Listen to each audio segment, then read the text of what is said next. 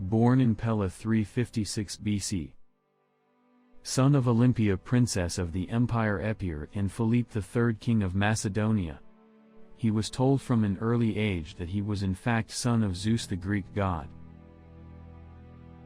At the age of 12, he was able to tame the black legendary horse named Bucephalus, who became his companion in the battlefield. Alexander is also known for being one of the best students of Aristotle, who taught him philosophy, medicine, poetry, rhetoric, geometry, and astronomy.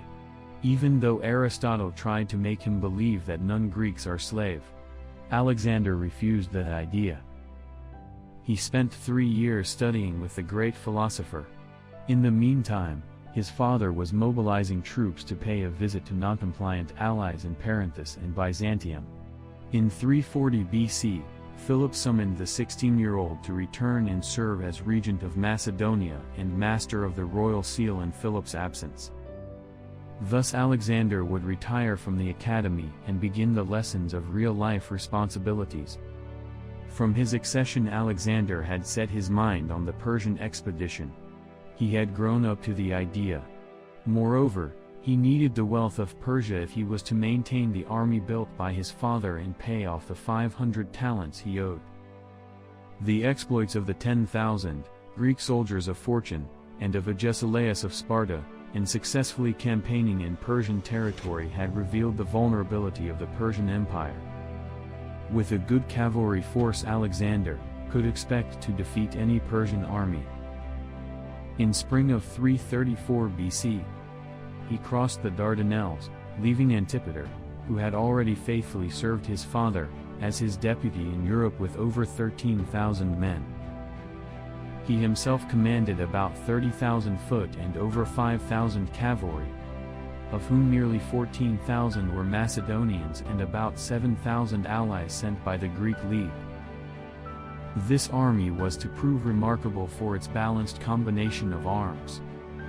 Much work fell on the light-armed Cretan and Macedonian archers, Thracians, and the Agrianian javelin men.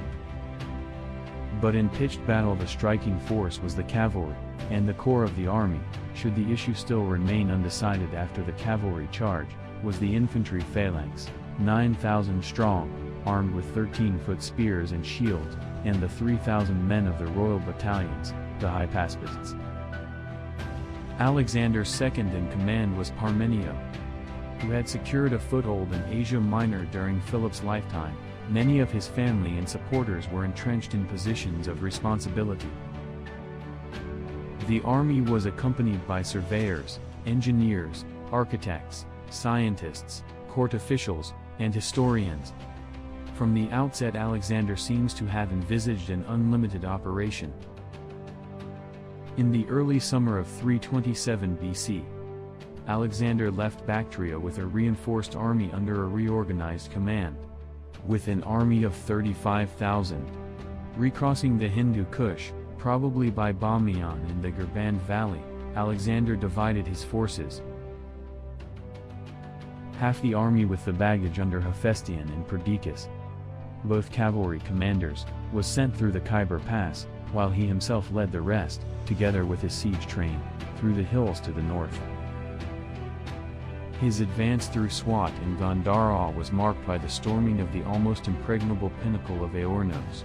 In spring 326 BC, crossing the Indus near Attic, Alexander entered Taxila, whose ruler, Taxiles, furnished elephants and troops in return for aid against his rival Porus, who ruled the lands between the Hydaspes and the Assisians. In June, Alexander fought his last great battle on the left bank of the Hydaspes.